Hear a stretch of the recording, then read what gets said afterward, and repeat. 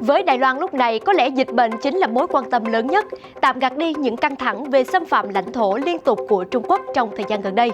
Thế nhưng, Bắc Kinh nào đâu có để yên cho hòn đảo chống dịch, thậm chí còn coi đây là cơ hội tốt để tấn công, hết ngăn cản hòn đảo tham gia vào các tổ chức y tế lớn trên thế giới, thì vấn đề sống còn của đại dịch là vaccine cũng bị Bắc Kinh tìm mọi cách triệt tiêu. Mới đây, nhà lãnh đạo Đài Loan Thái Anh Văn cáo buộc Trung Quốc cản trở mua vaccine COVID-19 của Đức. Gồng mình chống dịch nhưng Đài Loan vẫn không quên nhiệm vụ nâng cao năng lực quốc phòng, sẵn sàng chiến đấu nếu bị Trung Quốc tấn công. Hòn đảo đã triển khai 4 chiếc F-16 tới Mỹ để huấn luyện. Tổng thống Biden giải thích lý do không trừng phạt dự án Nord Stream 2. Các thông tin đáng chú ý khác, vệ tinh Bắc Đẩu của Trung Quốc sẽ đóng vai trò quan trọng trong năm 2025. Người dân Syria đi bỏ phiếu để bầu chọn nhà lãnh đạo đất nước. Trung Quốc báo động lũ lụt khi 71 con sông dâng cao vượt cảnh báo. Ngư dân địa phương gặp khó vì rác trên sông Nin. Quý vị đang đến với FBNC Thế giới hôm nay. Ngọc Mai xin kính chào quý vị khán giả. Quý vị đang theo dõi chương trình Thế giới hôm nay được phát sóng trên kênh FBNC. Thưa quý vị, vào ngày 26 tháng 5, nhà lãnh đạo Đài Loan Thái Anh Văn lần đầu tiên cáo buộc Trung Quốc cản trở vùng lãnh thổ này ký hợp đồng mua vaccine COVID-19 của công ty Đức BioNTech SE. Trong cuộc họp với đảng Dân Tiến cầm quyền, lãnh đạo Đài Loan Thái Anh Văn nhấn mạnh, đối với BioNTech của Đức, chúng ta sắp hoàn thành hợp đồng, nhưng vì sự can thiệp của Trung Quốc mà đến bây giờ không có cách nào để hoàn thành hợp đồng đó. Đài Loan đã đặt mua hàng triệu liều vaccine COVID-19 do công ty của Anh AstraZeneca và công ty của Mỹ Moderna sản xuất, nhưng chỉ mới nhận được hơn 700.000 liều trong lúc số ca nhiễm mới đang tiếp tục tăng. Trong cuộc họp với đảng Dân Tiến cầm quyền, lãnh đạo Đài Loan Thái Anh Văn nhấn mạnh, đối với BioNTech của Đức, chúng ta sắp hoàn thành hợp đồng, nhưng vì sự can thiệp của Trung Quốc mà đến bây giờ không có cách nào để hoàn thành hợp đồng đó. Trước khi phát biểu của bà Thái được đưa ra, BioNTech nói với Reuters rằng công ty không thể bình luận về các cuộc thảo luận liên quan đến việc cung cấp vaccine. Theo Reuters, vào ngày 21 tháng 5, công ty dược Shanghai Fosun của Trung Quốc tuyên bố sẵn sàng cung cấp vaccine COVID-19 do BioNTech chế tạo. Fosun đã ký một thỏa thuận với BioNTech để độc quyền phát triển và thương mại hóa vaccine COVID-19 dùng công nghệ của BioNTech ở Trung Quốc đại lục, Hồng Kông, Macau và Đài Loan. Song song đó, Đài Loan đã triển khai 4 chiếc F-16A tới Mỹ tham gia vào các nhiệm vụ huấn luyện. Các máy bay chiến đấu phản lực rời Đài Loan lúc 12 giờ 57 phút sáng. Tất cả các logo và phù hiệu trên thân máy bay và đuôi đều đã bị xóa do tính chất của nhiệm vụ. Theo Liberty Times, sau hơn 10 lần tiếp nhiên liệu trên không, 4 chiếc máy bay đã hạ cánh xuống sân bay quốc tế Daniel K. Inouye của Hawaii vào lúc 3 giờ chiều giờ địa phương. Các máy bay phản lực sau đó đã đến căn cứ không quân Luke ở Arizona. Theo nhà phân tích an ninh và quốc phòng Đài Loan Mei Fu Sing, việc đào tạo các phi công Đài Loan dự kiến sẽ được diễn ra ở căn cứ vệ binh quốc gia Toscon vào cuối năm nay. Ông nói thêm, vì căn cứ này gần với dãy không quân Barry-am Goldwater, nên các phi công Đài Loan có thể sử dụng vùng trời rộng lớn của dãy này cho các nhiệm vụ huấn luyện vũ khí. Vào ngày 13 tháng 5, sau máy bay chiến đấu F-16A của Đài Loan đóng tại căn cứ không quân Luke đã trở về Hoa Liên, nơi nó được nâng cấp lên phiên bản Block 70. Cùng ngày, người hâm mộ hàng không trên Instagram Aero808 đã đăng một bức ảnh cho thấy 2 chiếc F-16 đang cất cánh từ Daniel, sân bay quốc tế K. Inouye. Một trong 2 chiếc có số series 6621 là quân số của Đài Loan và chiếc còn lại mang số series 93708 của Mỹ. Theo các nguồn tin quân sự nội bộ, một số máy bay F-16 của nước này đang được trang bị thêm tại Mỹ và sẽ bay trở lại Đài Loan theo từng đợt do các phi công Đài Loan và Mỹ lái. Các máy bay chiến đấu sau đó sẽ được bàn giao cho Tập đoàn Phát triển Công nghiệp Hàng không Vũ trụ để tiến hành các cuộc thử nghiệm theo lịch trình. Đài Loan đã mua 150 máy bay chiến đấu F-16 từ Mỹ vào năm 1992. Mỹ đã giao theo từng đợt với chiếc đầu tiên đến vào tháng 4 1997. 2 chiếc máy bay chiến đấu đầu tiên đã cất cánh từ Fort Worth, Texas sau 19 lần tiếp nhiên liệu trên không và ngừng hoạt động ở Hawaii và đảo Guam. Cuối cùng, những chiếc máy bay này đã đến được căn cứ không quân Gia Nghĩa 22 giờ sau đó. Vừa qua, một nhóm quan chức Mỹ giấu tên cho biết các cơ quan tình báo Mỹ đang tăng cường theo dõi sau khi 2 vận tải cơ quân sự Trung Quốc đáp xuống sân bay ở các tiểu vương quốc Ả Rập Thống Nhất UAE và bốc dỡ nhiều thùng hàng không rõ mục đích. Hợp đồng bán 50 máy bay F-35 cho UAE khiến nhiều quan chức Mỹ lo ngại nguy cơ bí mật tiêm kích tàng hình này rơi vào tay Trung Quốc. Theo các quan chức giấu tên, các chuyến bay vận tải cùng hàng loạt dấu hiệu về tăng cường hợp tác an ninh giữa Bắc Kinh và Abu Dhabi đã khiến giới chức Mỹ lo ngại và đặt dấu hỏi với thương vụ bán vũ khí tối tân trị giá gần 23,4 tỷ USD giữa Mỹ và UAE. Vào tháng 4, chính quyền Tổng thống Joe Biden thông báo cho Quốc hội Mỹ về quyết định bán lô vũ khí gồm 50 tiêm kích tàng hình F-35, 18 máy bay không người lái UAV, vũ trang MQ-9B, cùng tên lửa không đối không và không đối đất cho UAE. Tuy nhiên, quan hệ hợp tác ngày càng tăng giữa UAE và Trung Quốc khiến giới chức Mỹ đang tìm mọi cách ngăn công nghệ quân sự mới nhất trong hợp đồng này rơi vào tay Bắc Kinh. Báo cáo sức mạnh quân sự Trung Quốc được Lầu Năm Góc công bố năm ngoái, nhận định Bắc Kinh nhiều khả năng sẽ xây dựng căn cứ ở UAE trong tương lai gần. Đại sứ UAE tại Mỹ Youssef Otaba khẳng định nước này luôn bảo vệ công nghệ quân sự Mỹ, cả trong liên quân do Washington dẫn đầu cũng như tại UAE, nơi Mỹ đã triển khai nhiều khí tài quân sự nhạy cảm suốt nhiều năm. Vào ngày 26 tháng 5 vừa qua, người phát ngôn Bộ Ngoại giao Trung Quốc Triệu Lập Kiên cho biết nước này phản đối một dự luật của Mỹ nhằm chống lại Trung Quốc, đồng thời tuyên bố Bắc Kinh sẽ kiên quyết bảo vệ các lợi ích của mình. Trước đó, lãnh đạo đảng Dân Chủ tại Thượng viện Mỹ Chuck Schumer ngày 18 tháng 5 đã công bố một đề xuất đã qua sửa đổi trị giá khoảng 52 tỷ đô la nhằm hỗ trợ thúc đẩy hoạt động nghiên cứu và sản xuất chất bán dẫn ở nước này trong 5 năm tới, nhằm cạnh tranh với sự phát triển mạnh mẽ của Trung Quốc. Mong muốn có một đường lối cứng rắn hơn với Trung Quốc là một trong những sự đồng thuận hiếm hoi trong Quốc hội Mỹ, vốn bị chia rẽ sâu sắc trong những năm gần đây và được kiểm soát chặt chẽ bởi các thành viên đảng Dân Chủ của Tổng thống Joe Biden. Những nỗ lực của Mỹ nhằm giải quyết các vấn đề cạnh tranh với Trung Quốc đã tiến triển hơn vào thứ Ba 25 tháng 5, khi Chủ tịch Ủy ban Đối ngoại Hạ viện ban hành luật nhằm tăng cường tính cạnh tranh kinh tế và thúc đẩy Bắc Kinh minh bạch hơn trong vấn đề nhân quyền. Thượng viện Mỹ đang tiến tới một cuộc bỏ phiếu nhằm tìm cách chống lại Trung Quốc. Mới đây, trong một bài phát biểu tại phiên họp trực tuyến về Trung Quốc tại Hội nghị An ninh Munich, Ngoại trưởng Vương Nghị cho biết đối đầu chính trị và tách rời kinh tế với Trung Quốc đi ngược lại lợi ích của châu Âu, vì hợp tác là định hướng chung và là yếu tố quan trọng trong quan hệ song phương. Trong một bài phát biểu tại phiên họp trực tuyến về Trung Quốc tại Hội nghị An ninh Munich, Ngoại trưởng Vương Nghị nhấn mạnh thỏa thuận đầu tư giữa Trung Quốc và EU mang lại lợi ích cao, chứ không phải là một món quà đơn phương. Còn vấn đề khu tự trị Tân Cương phụ thuộc vào chính quyền và an ninh của Trung Quốc, không nên liên kết các vấn đề có bản chất khác nhau và chính trị hóa các vấn đề thương mại. Ông Vương Nghị nhấn mạnh Trung Quốc coi châu Âu là đối tác hơn là đối thủ. Ông nói thêm, đối đầu chính trị là sự tách rời kinh tế giữa Trung Quốc và EU, không vì lợi ích của phía châu Âu và không thể kéo dài. Ông Quang cho biết sẵn sàng mở rộng hợp tác toàn diện với châu Âu trên cơ sở tôn trọng lẫn nhau và đôi bên cùng có lợi. Ngoại trưởng Vương Nghị cũng cho rằng một số quốc gia đang cố tình công kích mối quan hệ của châu Âu và Trung Quốc là một cuộc chiến giữa dân chủ và độc tài. Tuy nhiên, ông phản bác điều này và cho rằng các nhận định này là thiếu khách quan và phi lý. Có độc tài hay không, hay là do cảm nhận của người dân? Vừa qua, Tổng thống Mỹ Joe Biden đã giải thích về quyết định không trừng phạt công ty thi công dự án Nord Stream 2, đồng thời cho rằng động thái này sẽ giúp bảo vệ quan hệ với các đồng minh châu Âu. Ông Biden cho biết lúc đầu ông đã phản đối dự án này, nhưng sau đó dự án lại gần như đã hoàn thành vào thời điểm ông nhậm chức. Do đó, việc thúc đẩy các biện pháp trừng phạt sẽ gây phản tác dụng trong quan hệ với châu Âu. Thay vào đó, ông Biden muốn hai bên có thể hợp tác để bắt đầu giải quyết vấn đề này.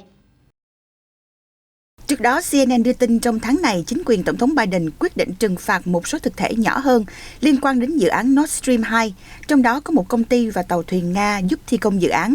Tuy nhiên, Mỹ đã quyết định miễn trừng phạt một công ty lớn thi công dự án Nord Stream 2 AG, được đăng ký là một công ty Thụy Sĩ, nhưng có công ty mẹ là tập đoàn khí đốt Gazprom của Nga. Động thái này sẽ khiến việc xây dựng đường ống dẫn khí này tiếp tục được thực hiện. Điều đó cho thấy chính quyền Tổng thống Biden ưu tiên quan hệ với các đồng minh hơn là những mối lo ngại về đe dọa địa chính trị tiềm ẩn, vốn có thể gia tăng căng thẳng giữa Nhà Trắng và các nghị sĩ đảng Dân Chủ, mà nhiều người trong số đó phản đối Nord Stream 2. Theo trang tin Axios đánh giá, quyết định của chính quyền Tổng thống Biden có thể là một chiến thắng cho Tổng thống Nga Putin, khi mà nhiều nghị sĩ trong Quốc hội cho rằng việc này sẽ giúp Nga có ảnh hưởng lớn hơn ở Đông Âu. Động thái trên cũng có thể khiến cho Ukraine không hài lòng bởi đường ống dẫn khí dòng chảy phương Bắc 2 sẽ giúp Nga qua mặt Ukraine để vận chuyển khí đốt tới EU qua biển Baltic, làm suy giảm nguồn doanh thu quan trọng của Ukraine.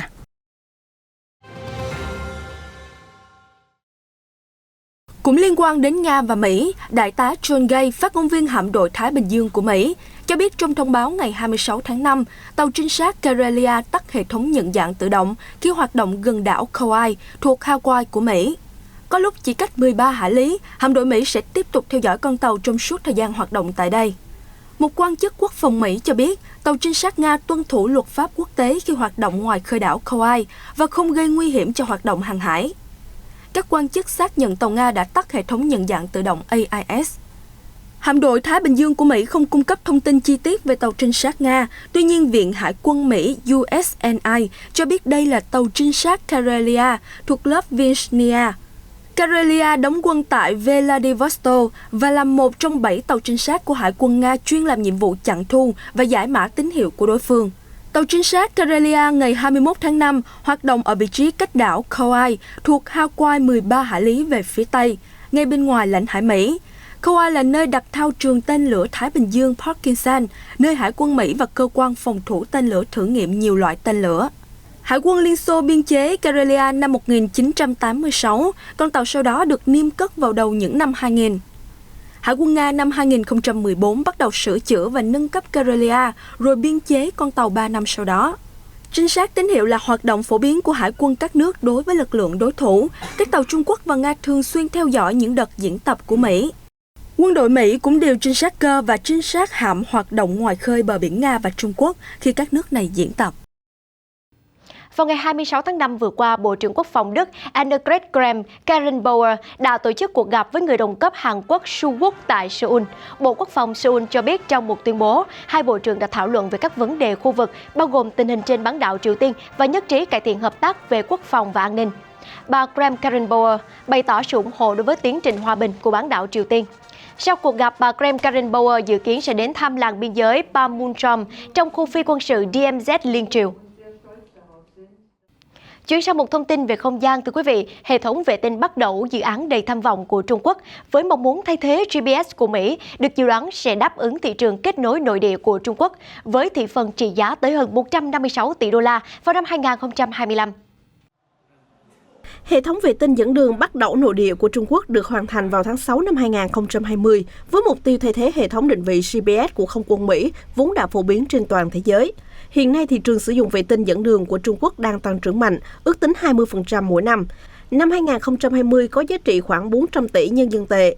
Trung Quốc hiện cũng đang muốn thúc đẩy việc sử dụng dịch vụ từ vệ tinh Bắc Đẩu ở nước ngoài, bao gồm cả các quốc gia tham gia dự án vành đai con đường, sáng kiến phát triển cơ sở hạ tầng và nền tảng mạng viễn thông do Chủ tịch Tập Cận Bình phát động.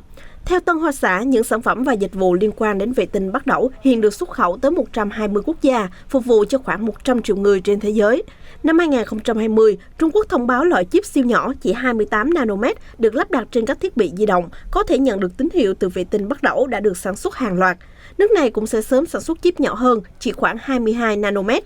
Những thiết bị này Trung Quốc cho biết đều tương thích với các hệ thống dẫn đường của các nước khác. Cũng tại khu vực Trung Đông, vào ngày 26 tháng 5, hàng triệu cử tri Syria đã đi bỏ phiếu để bầu chọn nhà lãnh đạo đất nước. Cuộc bầu cử diễn ra trong bối cảnh xung đột dai dẳng giữa quân đội chính phủ và các lực lượng đối lập, cũng như sự hoành hành của chủ nghĩa khủng bố đã đẩy đất nước Syria vào một cuộc khủng hoảng hết sức nghiêm trọng, cả về chính trị, an ninh, kinh tế, xã hội và nhân đạo. Chiến tranh đã cướp đi sinh mạng của gần nửa triệu người Syria, đồng thời gây ra một cuộc khủng hoảng người tị nạn tồi tệ nhất kể từ sau chiến tranh thế giới thứ hai. Khoảng một nửa trong số 23 triệu dân Syria phải rời bỏ nhà cửa, trong đó 6,5 triệu người đi sơ tán trong nước và 5,6 triệu người phải tị nạn tại các nước láng giềng như Thổ Nhĩ Kỳ, Liban, Jordan, Iraq và Ai Cập. Sau hơn 10 năm nổi ra nội chiến, 13,4 triệu người đang cần cứu trợ nhân đạo khẩn cấp. Nhiều hộ gia đình không thể tiếp cận các loại lương thực cơ bản vì giá lương thực đã tăng 250% trong năm ngoái do đồng nội tệ mất giá và nguồn cung lương thực khan hiếm. Nền kinh tế Syria đã bị tàn phá nặng nề. Tổng sản phẩm quốc nội GDP của Syria đã giảm từ 60,2 tỷ đô la năm 2010 xuống còn hơn 21 tỷ đô la năm 2020, với tỷ lệ thất nghiệp luôn ở mức 50% và 80% dân số hiện sống ở dưới mức nghèo khổ. Theo ước tính sơ bộ của Ngân hàng Thế giới, xung đột vũ trang đã gây tổn thất khoảng 300 tỷ đô la cho Syria.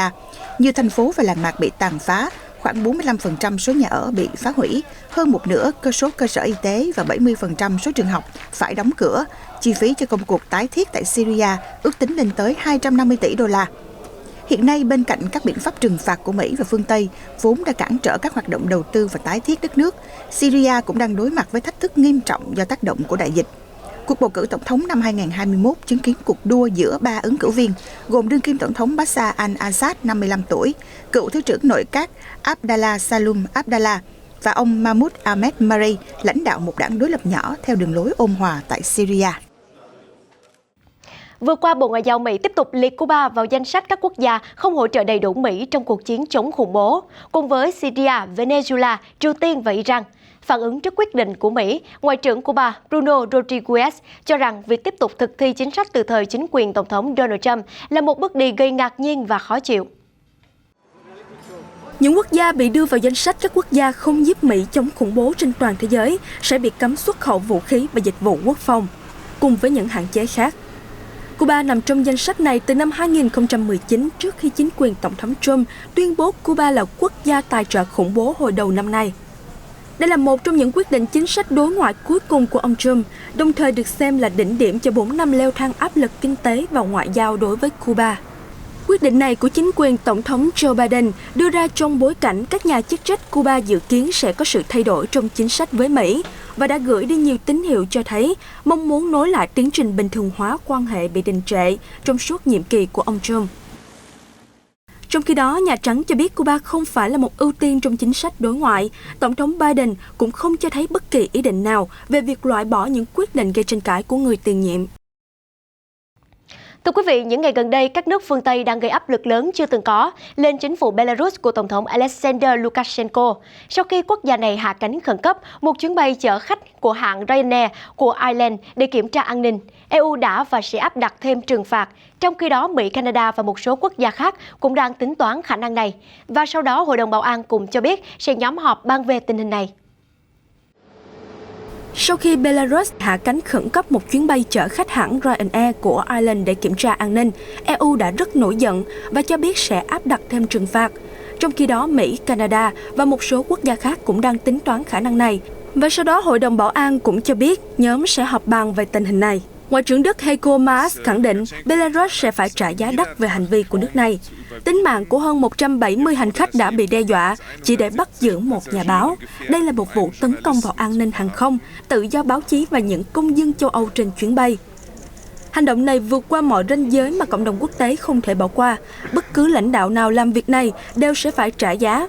Và đó là lý do tại sao EU đã phản ứng một cách nhanh chóng và gay gắt. Tại hội nghị thượng đỉnh, lãnh đạo EU đã nhất trí áp đặt thêm các biện pháp trừng phạt đối với Belarus, bao gồm trừng phạt kinh tế đang được tính toán, ban hành lệnh cấm đối với các hãng hàng không Belarus sử dụng không phận vào các sân bay châu Âu, đồng thời kêu gọi các hãng hàng không châu Âu tránh không phận Belarus. Hiện nhiều hãng hàng không châu Âu, thậm chí không thuộc EU cũng đã đổi hướng các chuyến bay không đi qua không phận quốc gia Đông Âu này. Tổng thống Mỹ Joe Biden và Thủ tướng Canada Justin Trudeau vào ngày 25 tháng 5 cũng cho biết các biện pháp trừng phạt lên Belarus đang được tính toán cân nhắc. Trong khi Tổ chức Hiệp ước Bắc Đại Tây Dương NATO cũng đang xem xét vụ việc, đồng thời kêu gọi một cuộc điều tra quốc tế. Vào ngày 25 tháng 5, Tân Hoa Xã dẫn thông báo của Bộ Thủy lợi Trung Quốc cho biết mưa ở một số khu vực miền Trung và miền Nam nước này đã đạt mức cao kỷ lục trong những tuần gần đây. Dù tổng lượng mưa năm nay thấp hơn khoảng 10% so với năm ngoái, nước này đang đối mặt đợt lũ lớn mùa hè khi 71 con sông ở nước này đều ghi nhận lượng nước vượt mức cảnh báo. Theo Bộ Thủy lợi Trung Quốc, mực nước trên sông Dương Tử và các nhánh sông nhỏ dự kiến tăng thêm trong tuần tới. Đồng thời, cơ quan này cũng cảnh báo về những trận lũ lớn sắp diễn ra trên khắp đất nước từ tháng 6 đến tháng 8. Một số trạm quan trắc Trung Quốc cũng đang phát cảnh báo với đoạn sông Dương Tử chảy qua thành phố Vũ Hán, miền Nam đất nước, đang ghi nhận mức nước cao hơn 2 mét so với cùng kỳ năm ngoái do mưa lớn từ thượng nguồn. Trung Quốc hè năm ngoái ghi nhận lượng mưa cao thứ hai kể từ năm 1961, gây ra cảnh báo lũ trên các sông, hồ lớn và đưa mực nước tại đập Tam Hiệp chạm gần ngưỡng tối đa. Quốc gia này năm ngoái cũng ghi nhận lượng mưa toàn quốc gần 700 mm, cao hơn 10,3% so với mức trung bình và hơn 7,6% so với một năm trước đó, trong khi lượng mưa tăng gấp đôi ở một số khu vực ở miền Trung và Đông Bắc đất nước. Trước đó, vào cuối tháng 4, Phó Giám đốc Trung tâm Khí tượng Quốc gia Trung Quốc Giả Tiểu Long từng cảnh báo sự nóng lên toàn cầu đã khiến nước này ngày càng dễ bị ảnh hưởng bởi thời tiết khắc nghiệt, bao gồm sóng nhiệt và lũ lụt. Thưa quý vị, vừa qua một bảo vật đồ tạo tác vô cùng quý giá của văn hóa Iran có niên đại tới 5.000 năm hiện đang được trưng bày tại Bảo tàng Victoria and Albert ở London, Anh Quốc. Đây là cuộc trưng bày đầu tiên của những bảo vật này tại Anh trong hơn 90 năm qua. Buổi triển lãm mang tên Epic Iran sẽ mở cửa đón tiếp công chúng vào ngày 29 tháng 5 tới đây tại Bảo tàng Victoria and Albert ở thủ đô London, Anh, với hơn 300 món đồ tôn giáo có niên đại trải dài suốt 5.000 năm nghệ thuật, văn hóa của Iran. Bao gồm những tác phẩm điêu khắc cổ đại đến những bức ảnh đương đại. Trong số những bảo vật được trưng bày có những món đồ đáng chú ý như các di vật cổ đại, Cyprus Cylinder và Lion Triton, hay các đồ vật hiện đại hơn. Bức ảnh người phụ nữ thổi bong bóng của nghệ sĩ người Iran Shirin Ali Abadi. Tuy nhiên, để có thể thực hiện buổi triển lãm này, những người quản lý bảo tàng đã phải vượt qua nhiều trở ngại của đại dịch Covid-19 hay các lệnh trừng phạt đối với Iran để có thể mang những món đồ trưng bày từ Iran sang Anh. Thông qua buổi triển lãm, quản lý bảo tàng tin rằng nhiều người sẽ biết đến nền nghệ thuật truyền thống phong phú cùng với những di sản văn hóa tuyệt vời của Iran. Thưa quý vị, tại con sông dài nhất trên thế giới, có một cụ ông tên là Mohammed Nasser. Ông đã có 17 năm đánh cá trên sông Nin để nuôi sống gia đình 5 người. Ông sống trên một hòn đảo nhỏ có tên là Al Qusayya, gần thủ đô Cairo. Thời gian gần đây, cuộc mưu sinh của ông thêm khó khăn bộn phần vì lượng rác thải xuống sông Nin ngày một nhiều. Ông Mohammed Nasser, 58 tuổi, sống trên hòn đảo nhỏ có tên là Al Qusayya, gần thủ đô Cairo của Ấn Độ, cho biết những ngư dân như ông đánh cá với số lượng ngày một ít hơn. Sông Nin đang dần trở nên tắc nghẽn trầm trọng bởi lượng rác thải từ chai nhựa, túi ni lông cùng nhiều chất thải khác. Để giải quyết tình trạng trên, một nhóm môi trường địa phương đã tiến hành triển khai một dự án mang tên Very Nile. Tham gia dự án này, những ngư dân sẽ thu gom chai nhựa trên sông Nin và họ sẽ được trả với giá cao hơn thị trường. Với sáng kiến Very Nile, nhóm môi trường mong muốn tìm một giải pháp không những giúp làm sạch sông Nin, đồng thời còn mang lại nguồn thu nhập bổ sung cho các ngư dân như ông Nasser. Những ngư dân cho biết họ có thể kiếm thêm khoảng 8 USD mỗi ngày từ việc thu gom chai nhựa. Với sự tham gia của hơn 40 ngư dân, dự án Very Nile trong năm qua đã thu được khoảng 18 tấn chai nhựa và hầu hết chúng được bán cho các nhà tái chế. Tại nhà máy xử lý rác thải Babrit, các nhà quản lý cho biết họ chưa bao giờ đủ số lượng để xử lý. Nhưng với hàng tấn rác thải do ngư dân cung cấp, sản lượng tái chế của nhà máy ngày càng tăng. Một thông tin thú vị khác, tại Nhật Bản, một cặp dưa lưới vừa được bán đấu giá và thu về khoản tiền khổng lồ không tưởng là 33.000 đô la. Đây là con số cao hơn 22 lần so với đợt bán đấu giá tương tự vào năm ngoái. Con số 2,7 triệu yên tương đương gần 33.000 đô la là số tiền một khách hàng phải trả để sở hữu cặp dưa lưới loại Yubari nổi tiếng trong đợt bán đấu giá đầu tiên của mùa vụ năm nay. Theo một tiểu thương ở chợ nói với AFP, thì số tiền cao như vậy vì có lẽ người mua muốn khuyến khích mọi người tiêu dùng nhiều hơn để kích cầu nền kinh tế. Người chiến thắng trong cuộc bán đấu giá là một nhà sản xuất thức ăn cho trẻ em tại địa phương. Ông hy vọng thương vụ của mình sẽ giúp cho nhiều người lan truyền niềm vui và hy vọng trong lúc kinh tế xã hội vẫn còn nhiều khó khăn. Ông nói, mặc dù vẫn còn nhiều tin tức tiêu cực về kinh tế xã hội hàng ngày, tôi hy vọng điều này có thể giúp mọi người mỉm cười một lúc và cố gắng vượt qua Covid-19. Năm 2019, cặp dưa lưới nổi tiếng Yubari khác đạt con số kỷ lục là 5 triệu yên. Tuy nhiên, năm ngoái đã giảm xuống còn 120 triệu yên. Đây là loại dưa lưới đặc trưng của đảo Hokkaido, hòn đảo ở cực Bắc Nhật Bản và là nơi thu hút nhiều khách du lịch mỗi năm. Khu vực này hiện vẫn đang phải sống trong tình cảnh phong tỏa nghiêm ngặt vì lệnh kéo dài tình trạng khẩn cấp của chính phủ. 9 khu vực khác bao gồm cả thủ đô Tokyo cũng tương tự. Thông tin vừa rồi cũng đã khép lại bản tin Thế giới hôm nay. Ngọc Mai xin cảm ơn sự quan tâm theo dõi của quý vị khán giả. Hẹn gặp lại quý vị trong những chương trình tiếp theo được phát sóng trên kênh FBNC.